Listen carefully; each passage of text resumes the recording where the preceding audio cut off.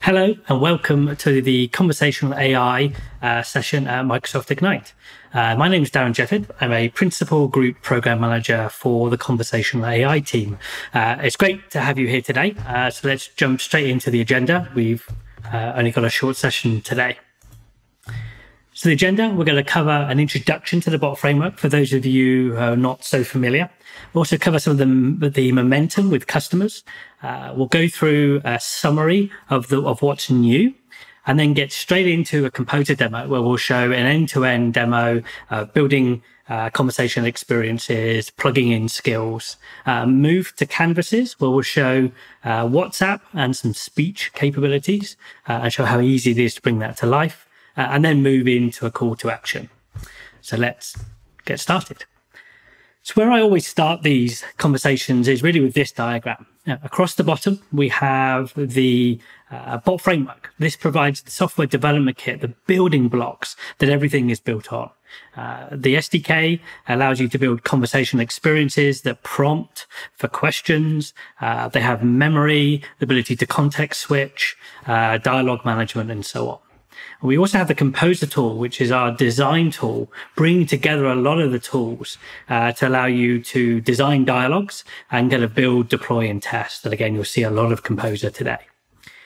On top of that, we have the Azure bot service. So once you've built your conversation experience, you need to surface it and connect it to end users. And we have a broad range of channels, which means you can write your experience once and then connect it to these channels. So for an enterprise, connecting it to Teams and web chat will make a lot of sense. For something that's consumer-facing, B2C, you may want to make it available in your website, in your mobile app. You may want it to be available as an Alexa skill on WhatsApp or Facebook Messenger.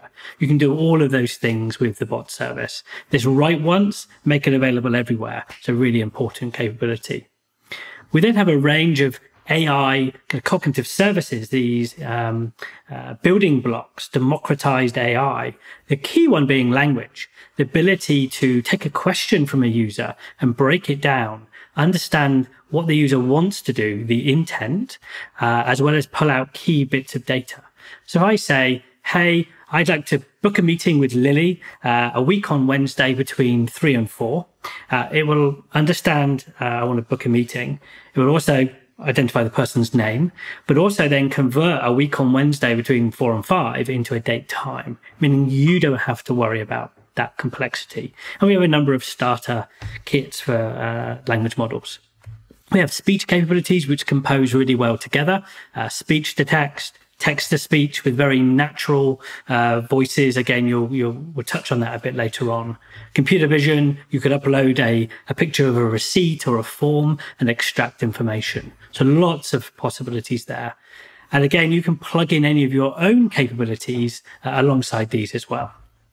We then have the virtual assistant on top, which brings this together, makes it easier to create a more sophisticated assistant experience, allow you to plug in skills for that enterprise kind of parent-child bot type pattern that's very popular, deal with security, and also provide some base capabilities like personality and Q&A and so on. And the bot framework stack that you see here actually powers a number of things across Microsoft. The enterprise assistant, Cortana, integrated with Office, Power Virtual Agents, which is our citizen developer focused tool. There are other sessions on this at the event, is built on bot framework and works together really well. And as well as helping power experiences in Teams. So the whole platform, across Microsoft. In terms of momentum, we've seen fantastic growth, over 2.5 billion monthly messages, over 528,000 registered developers, and those numbers are increasing, constantly. We've seen through COVID, lots of organizations, especially healthcare like CDC and Providence, standing up symptom checkers, questions and answer type experiences, as well as many customers, scaling up to address large increases in incoming requests from customers. So scaling that self-service thing up has been a recurring theme. We've also seen great growth across Microsoft with Power Virtual Agents, HealthBot, and Teams. So it's an exciting time. On the customer side, BBC, as we highlighted at the Build event, have built a digital assistant to engage with users in the UK and increasingly around the world, unlocking their content from podcasts and media. And this has had tight integration with our speech capabilities, where we have a custom wake word, where you can wake up the experience, you can talk to it. And BBC actually have their own customized voice tailored to their brand as part of this overarching conversation experience. A really nice experience. Walgreens, HealthBot, sort of symptom type checking on their website, along with Q&A experiences. Hoptif around site management, voice, acronyms and things, a complex problem space, has been a great partnership there. Also with New York City around experiences for parents to engage and get information around aftercare kind of programs. Citizen engagement, Aberdeen City Council, financial services with Lowell around deploying some of the cognitive services to the edge. So fantastic momentum, great partnerships, and we continue to work with these customers and more. Quick summary of what's new. With the bot framework, we recently did the 4.10 release of the software development kit. There's been an update to Composer, now has Q&A support. You'll see a lot of this later on, as well as a raft of other features, and we still keep releasing new capabilities as part of Composer. We're introducing Orchestrator in preview. For those of you building more complex experiences where you have a parent bot and multiple of these child bots or skills, routing utterances or questions reliably across a number of skills becomes increasingly complex. We now have this new orchestrator capability based on a transformer model that does a much better job of doing that routing. You can provide it domains through keywords, and it will do a good job at connecting people up to those skills. And you'll see a demo of that later on. You also see continued investment in the virtual assistant. We have, a composer-based declarative version that we continue to build on, and you'll see more of that in the future. With the Q&A Maker, there's been a number of new capabilities, multi-turn support, the ability to have questions with some sort of hierarchy. So if a user asks, how do I get to your office? Maybe there's multiple ways, the train and walking and by car. So we can actually ask follow-up prompts to narrow down and get the user to the right amount of the right data, right question and answer pair. So that's a really exciting feature used a lot. Rich text editing as well. So the ability to add formatting, emojis and things within your answer, a very often asked for feature. Along with role-based access control. So you can now grant different access to different users for your knowledge base, which is a well-asked feature request. Moving forward, there will be further simplification around the resources that you need to manage when you create a Q&A Maker resource. Lots of work going on in the language understanding space moving forward. For now, the main investment has been around the labeling experience, a much easier way, especially for more complex, composite type entity scenarios. The labeling experience is a big step forward, and many of you will benefit from that on a day-to-day basis. On the bot service side, obviously we spoke about the Alexa channel. That will cover that later on. So that's in preview today. We have single sign-on in preview for web chat and Teams. For those of you with the enterprise assistant scenarios, with this single sign-on capability, end users will not be prompted to log in, either in web chat and in Teams as they roll that capability out. There's been a very asked for feature to remove those prompts. So now that capability is available in preview. Adaptive Cards 2.0 brings a broad range of new capabilities, which are now in preview, along with human handoff capabilities, where a bot can hand off to a human, which in in many scenarios is needed. We have integration with live person, out of the box, and you can see, further evolution with telephony and so on moving forward. So now let's get started with our first demo using Composer. So we're going to bring to life just some basics within Composer and show off a few new features before we move on to skills. So let me switch into Composer. So I'm actually running Composer here locally and within a web browser. Most of you will typically use the Electron app that we provide that you can download and install. I'm using it in the browser today because I'm using some very new bits. So within Composer, you have a variety of ways of getting started. I'm going to go ahead and click New. One of the new features is the ability to create a new conversation experience from a knowledge base. Now, you can go ahead, you can kind of choose a name for your bot as per usual. But actually within Composer now, you can point it at a source of FAQ information, documents, and so on, and it will build that knowledge base and make sure the bot right out of the box works with Q&A Maker, which you can then very importantly extend and add skills and do other things afterwards. You can also go ahead and create a knowledge base from scratch, at which point it will go ahead and create the experience. And you can see you're dropped into the Q&A editor, actually directly within Composer. So you can go ahead, add a question, add alternative phrasing, and an answer. So it's a great partnership between us and kind of the Q&A Maker team to bring this to life. You can go ahead and click Start Bot. You provide your Q&A subscription key, and you can get right in with the Q&A bot.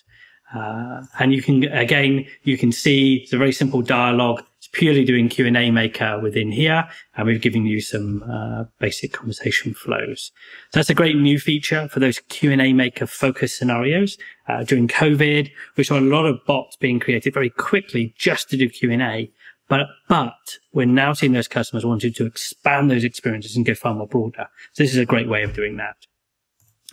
Switching gears, going back into this experience. Obviously, there's a variety of starting points. And you can see here, we're starting to bring to life Virtual Assistant, which some of you may know, we've had available through Visual Studio and Yeoman and so on for some time. And it gives you kind of a core assistant as a starting point. And you can go ahead and add skills, and it gives you personality and a number of things. So this is still work underway, and you'll see a preview of this kind of being used today. So if I go ahead and create a new VA core, I choose a name for it. We go ahead and kind of create that. And you'll see right away within Composer here, we've got a number of, top level, kind of intents here, things around greetings, and kind of, onboarding, getting started, utility type intents like canceling and help, and an unknown event handler. So there's questions your bot cannot answer. You may want to go and call Q&A or go and call some sort of search tool. So it's much easier to see those utility things that we're providing here. Within the general dialogue, you can see in this version, we're handling these kind of three intents here. And we have kind of a simple, onboarding flow. So this is where it's an example getting started. It would explain what the bot can do and ask you maybe for some information to personalize. In this case, it's asking for your name.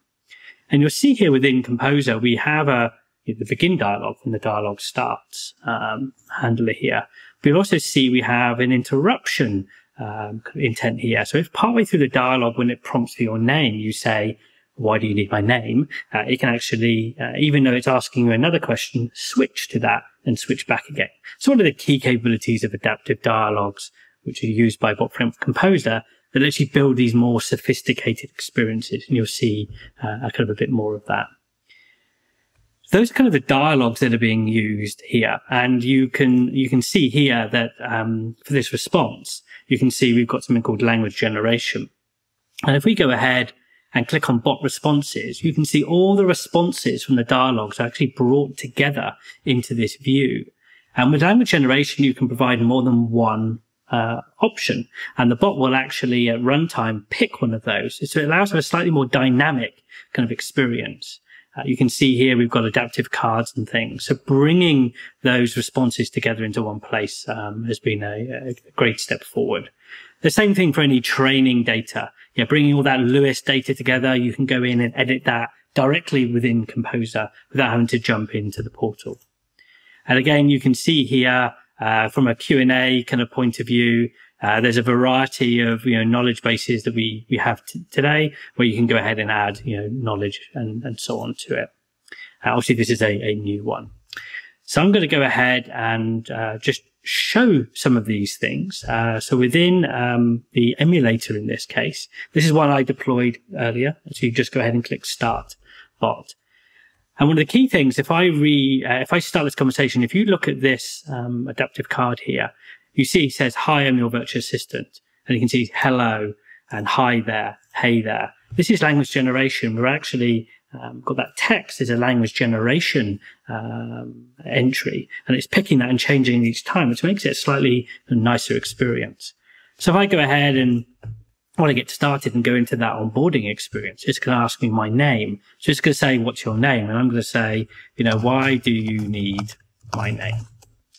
Now, instead of this saying, "Hello, why do you need my name?" which you can sometimes see, we're actually doing that interruption to another dialogue, saying, "I need my name, so I know how to talk to you," and asking again. I'm going to go ahead and say Darren.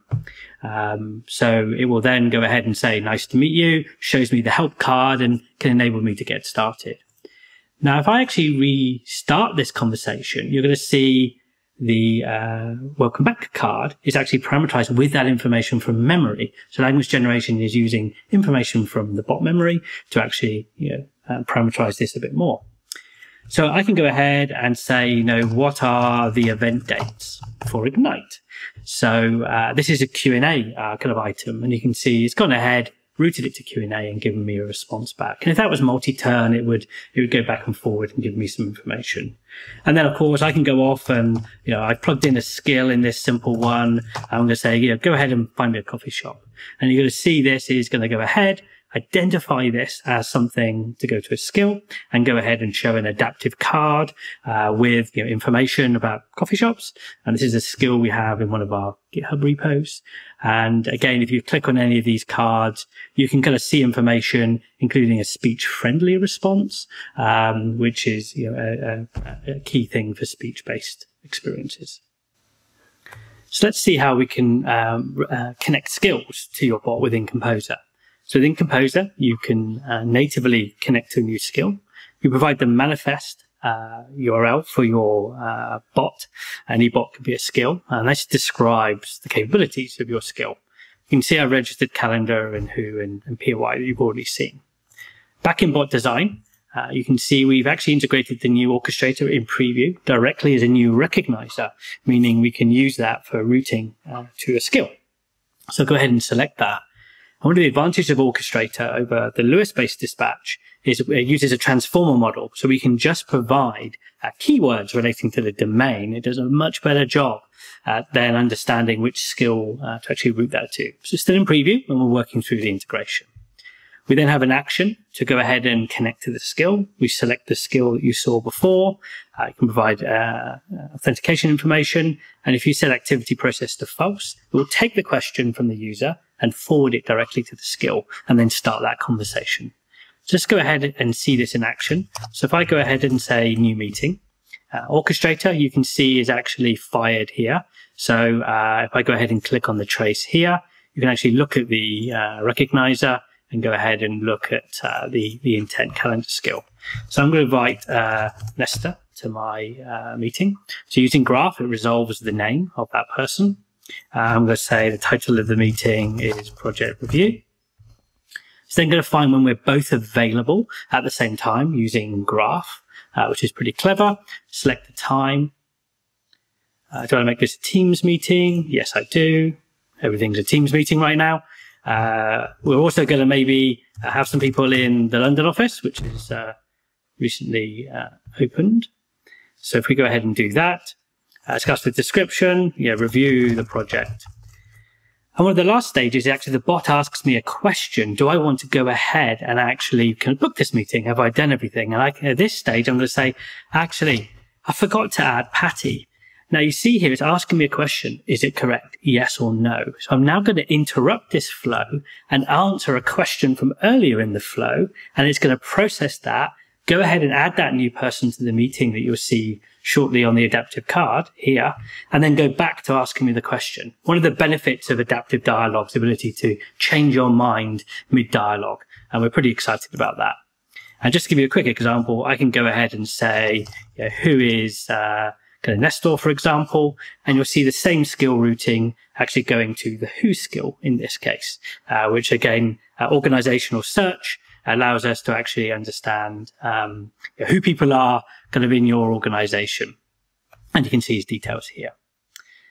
So switching back just quickly to the slide deck, one of the capabilities that we're just working on right now is this bot project. So you can see here within Composer, you can see the bot, and you can also see the various skills and the dialogues actually within each of those skills.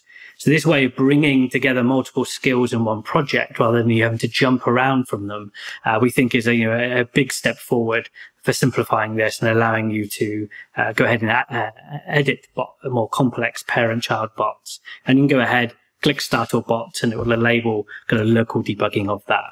So that's a new feature coming to Composer later this year. Just to give you an idea, Bot Framework Composer is actually being directly integrated into Power Virtual Agents, which is our SaaS tooling aimed at citizen developers. And actually within PVA, you can launch Composer, go ahead and use the full power of the bot framework and actually publish that back into Power Virtual Agents. So you can then combine the best of both worlds together. So that's a feature coming later this year, and we'll share the roadmap later on. So going back to the conversational canvases we touched on at the beginning, if you remember, you can write your bot once and then make it available across a very broad range of canvases. So many of these, for those of you familiar, will be you'll have seen before. Obviously, we have the Amazon Alexa, we have the WhatsApp capability, and moving forward, telephony capabilities from Microsoft as well. So broad range of channels. Let's just show kind of a couple of the more speech-focused ones quickly as part of the demo here. So within web chat here, I've configured direct line speech, which is a channel that sends audio directly into your bot. It's very fast and also allows you to have different voices. So we can make advantage of our neural voices. And you'll hear in this example, we've actually not only used one of the new neural voices, but applied a more caring tone to the voice. So if I go ahead and ask, what are the event dates?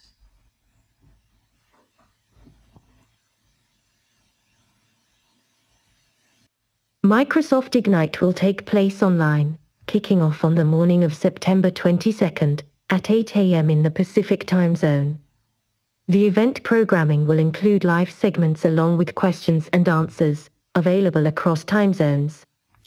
So this is the same assistant you saw working within Composer and the other demo kind of earlier on. We can see that it's detecting speech, so applying that more caring kind of voice using the newer text-to-speech neural capabilities. Now, if I switch the same bot, and it's actually also been added to the Alexa channel. And if I go ahead to the Alexa developer console, I can talk to the same experience using this test tool. So I'm going to go ahead and start this. Open Ignite Assistant.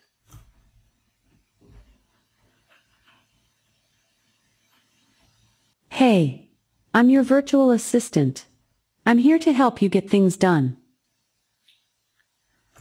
What are the event dates? Microsoft Ignite will take place online, kicking off on the morning of September. So you get the idea there. So again, the same experience across kind of multiple channels, and you can see it working with Alexa. So your bot can act as an Alexa skill, a Google Assistant skill within web chat and any of those canvases that you desire. So switching back to the slides, one of the things we're really excited about is actually announcing WhatsApp support in partnership with Infobip. So they can't be here today due to the digital nature of the event, but we'll go ahead and run a video which introduces their capabilities.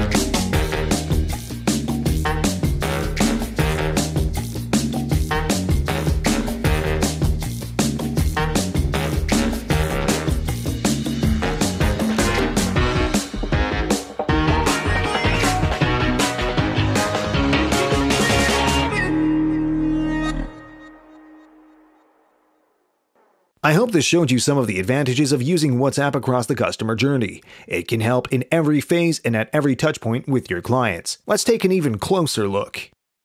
In the awareness stage of the customer journey, you can use WhatsApp to generate leads by using ads. These lead to a chatbot that can answer frequently asked customer questions. During the consideration stage, customers can get answers to even more targeted questions, or can receive valuable content to help move them towards a close. In the purchasing stage, you can help customers with reminders and delivery notifications. Finally, in the post-sales stage, you can provide customers with helpful user guides, product manuals, tutorials, and so on. In retail, Unilever Brazil successfully promoted a new product by exchanging almost 300,000 messages in 7 days, resulting in sales figures 14 times higher. This is just a small example of what you can achieve by adding WhatsApp to your communication strategy. But let's talk about how. First, you need InfoBip credentials. Talk to your Microsoft representative about connecting with us or visit www.infobip.com. We'll provide you with an API key, base URL, and a WhatsApp number. After that, we'll guide you through WhatsApp onboarding. You can find more information about the process by following the link in the description, but in short, it involves sender registration, integration, and setup. We'll help guide you every step of the way, with the final step, you adding an InfoBip adapter to your bot. And finally, we prepared a WhatsApp demo. You can try it out yourself by scanning this code or saving our demo number. You can find the link and the number for the demo account in the links below, which should demonstrate what a powerful tool WhatsApp can be in your customer engagement strategy. Thanks for watching. It's been a great partnership with InfoBip to bring WhatsApp to Bot Framework. Here's a kind of brief kind of demo that I recorded earlier within WhatsApp on my device. So you can see here we're having a conversation with a conversation experience through WhatsApp. I'm asking natural language questions. You're seeing cards and emojis and things. It's a great engaging experience. It's actually really quite nice to use conversation experiences within WhatsApp. It's a very rapid and engaging experience. So it gives you a bit of a feel for how this works. So you saw in the video, there is a QR code that will take you to a demo. There's also a telephone number. You can add it to your device right now and talk to it. So it's great to actually bring this to life. So we've covered a lot of things on the left with our roadmap. Moving forward into November, focus continues to be on Composer. So actually integrating this into Power Virtual Agents. So again, you can publish your more sophisticated experiences using Bot Framework directly into Power Virtual Agents. So you can make the best of both worlds with the Citizen Developer tool with PBA and SAS.